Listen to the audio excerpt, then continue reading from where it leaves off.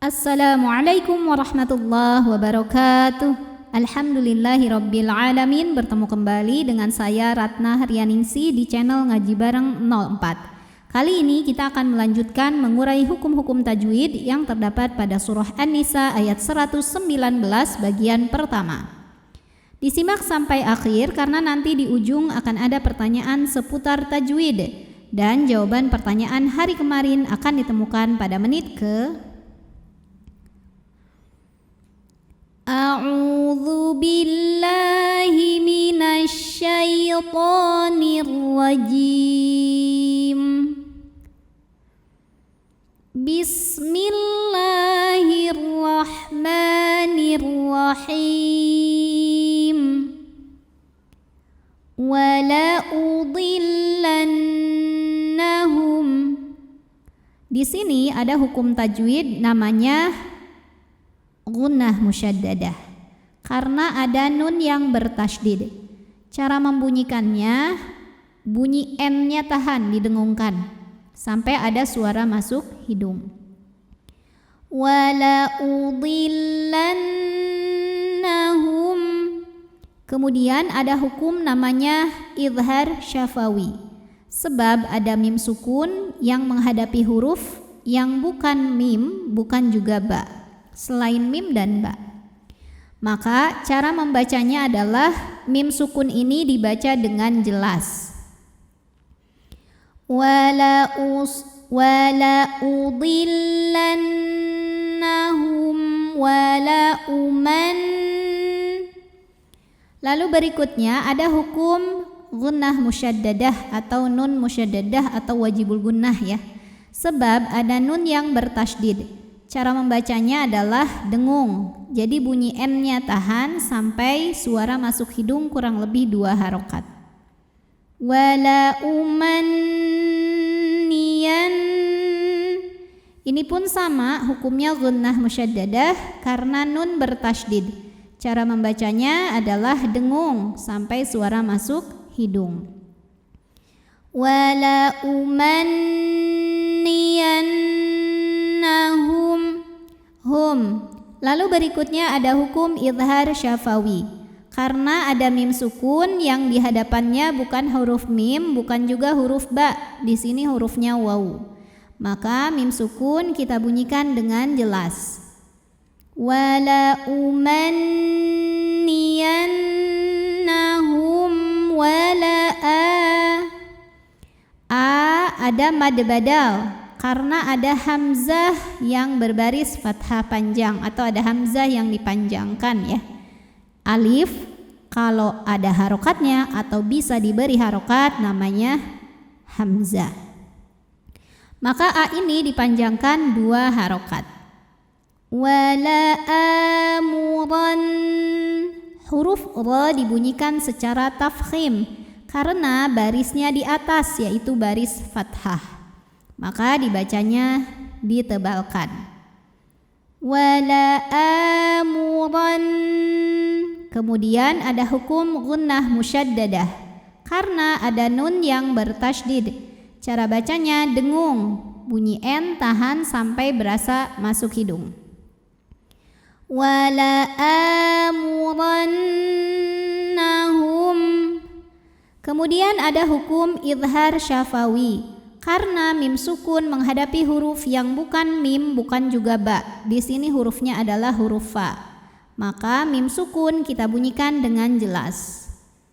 Wala amurannahum fala yubattikunna.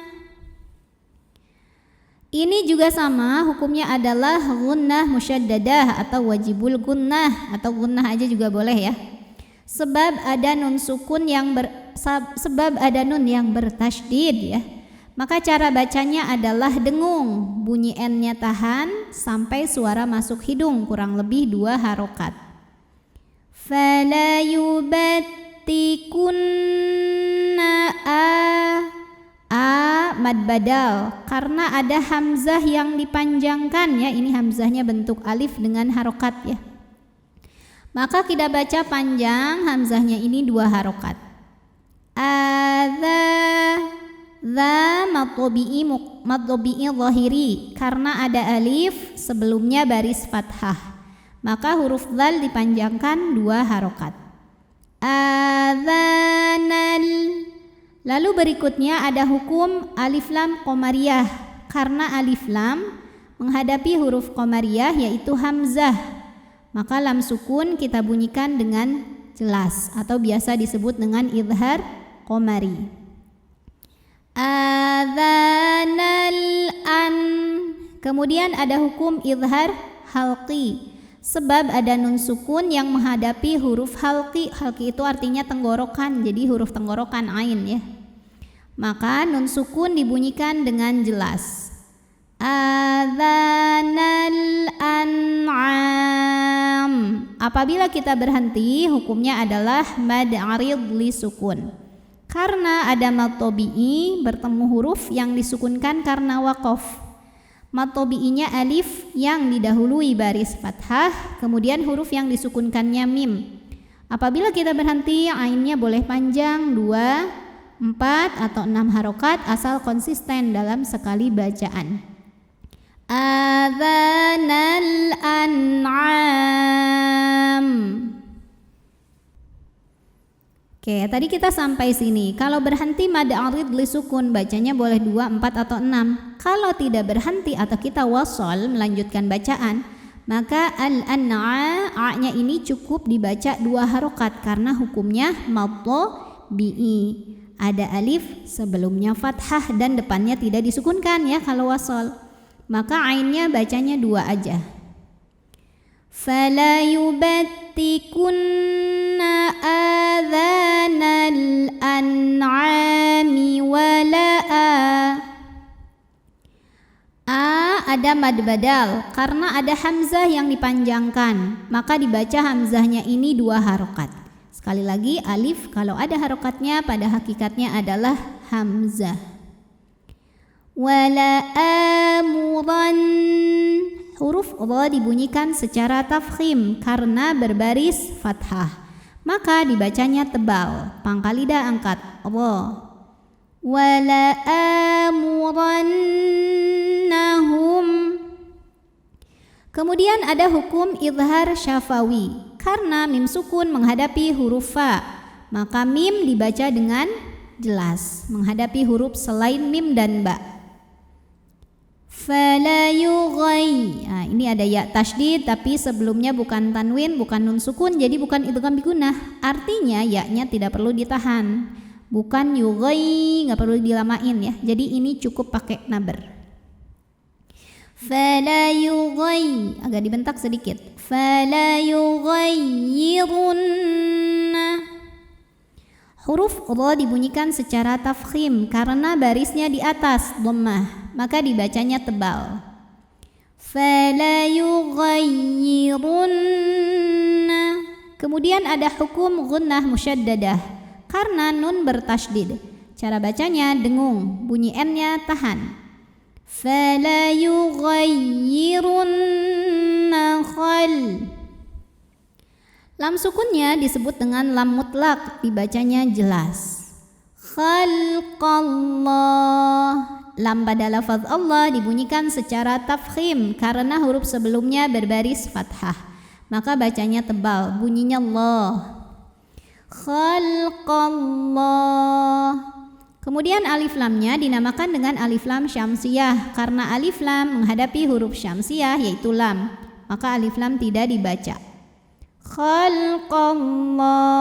Allah apabila berhenti hukumnya mad arid li sukun karena mad tabi'i bertemu huruf yang disukunkan karena waqaf.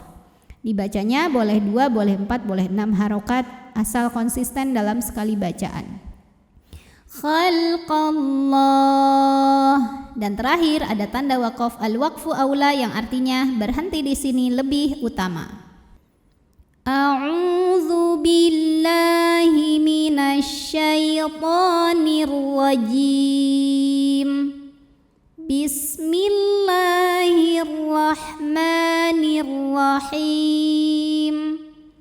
Wala udillannahum wala umanniyannahum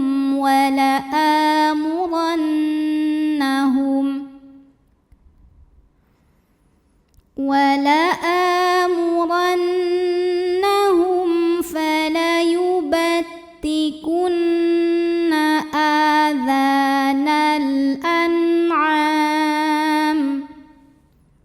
فليبتكن آذان الأنعام ولآمرنهم فليغيرن خلق الله. Pertanyaan hari ini, sebutkan nama hukum tajwid dari yang saya tunjuk. Nama hukumnya apa, sebabnya apa, dan bagaimana cara membacanya. Shadaqallahul azim. Wassalamualaikum warahmatullahi wabarakatuh.